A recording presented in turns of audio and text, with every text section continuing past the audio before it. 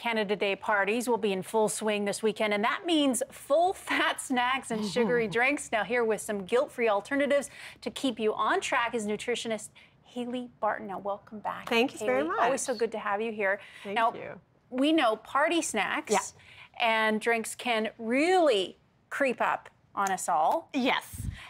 And that can mean those extra calories. Absolutely. And tomorrow, of course, is Canada Day. There's going to be a lot of people out there going to a barbecue and, you know, having lots of different celebrations. And so these are just some tips on how you can, you know, eat well throughout your Canada Day barbecue. So don't starve yourself, but just make better choices. Never starve yourself. Absolutely, yes. Okay, so let's start with over here, you arrive at the party, invariably there's going to be chips and dip. Yes. So this is kind of, obviously deep fried, kind of highly processed food with a heavy base sour cream mayo dip. Not going to be your best choice.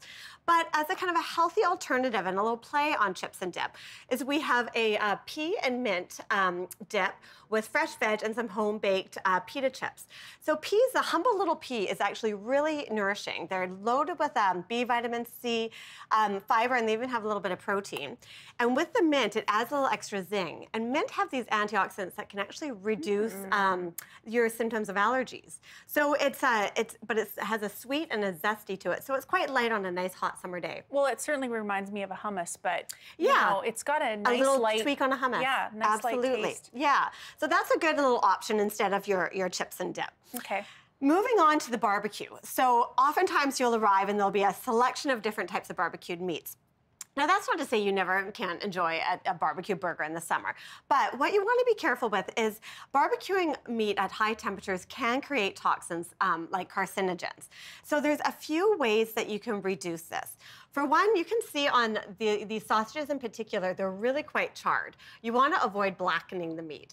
So the way to do that is kind of, you want to reduce the temperature or also the time that it's exposed. So you can always kind of pre-cook in the oven for a little bit and then just finish on the barbecue. Right. Another alternative, which is kind of what we're looking at here with the healthier versions, is you can marinate them in turmeric, ginger, and rosemary, and an acid like lemon. All has reduced the formation of carcinogens. Ah, smart. Yeah, and it provides flavor too. Or, you know, have a little lining. So you can cook your salmon on a cedar plank, on tin foil. Or what I did here was a nice citrus base, so it actually imparts flavor into the salmon.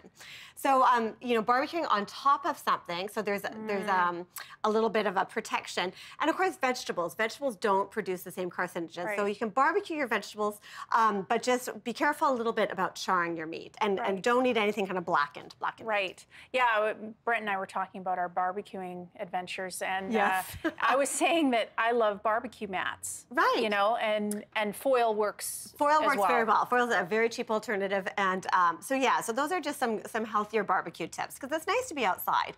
But this is just a way to do your best to kind of keep your health as good as it can be on the barbecue. Okay, now I was just looking for potato salad recipe last week. Oh, right.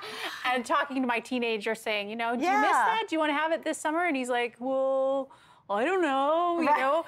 Well, I don't know if I remember having potato salad. Do you know, there'll be a lot of healthier versions of potato salads, maybe with a nice olive oil-based vinaigrette with added veggies. Absolutely fine. This one here is kind of your very typical mayo-based potato salad. And this is... you feel like you're going to sink to the bottom of the pool after having it, It's a heavy deal, and it's kind of calorie-dense, and it's a little nutrient-poor. There's not a lot going on in there. Yes. So as an alternative, we have a really nice, crisp, red and white for Canada Day slaw. Nice. So this has radicchio, fennel, lots of apple, and the radicchio is a bitter vegetable, and bitters actually help stimulate the liver to produce more bile. And bile can help absorb fats and fat-soluble vitamins. And the fennel is a nice anti-inflammatory. The apple adds a crisp, and it's festive. It's red and white for Canada Day. Oh, I'm sure that's tasty. Yeah, so you're kind of, you know, swapping out a nice nutrient-dense meal. Okay, now we've got about 30 seconds. Yes. What can you tell us about dessert? Ice cream is very common barbecue fare. Let's just whip out some ice cream. that's okay now and again, 80-20 rule. But an alternative that you can feel really good about are homemade popsicles. So these are fresh raspberries all blitzed up and then with vanilla yogurt. Oh. And so it's just, the vanilla yogurt will have some added sugar. The raspberries don't. So it tastes great, yet you're also getting a serving of fruit, a little bit of calcium, and some protein. So You know what I love these for? Yeah. Feeding kids. Right? How excited would your child be to see this? Yeah. It's cute and it still tastes really Right, good. and if they aren't so good at eating their fruit, maybe they'll Freeze it. Yeah, Freeze it and they can exactly. lick it away. Okay, well, Yeah. thanks so much, Haley, My for pleasure. being here. Now, to watch this segment again, check out our website, ctvmorninglive.ca.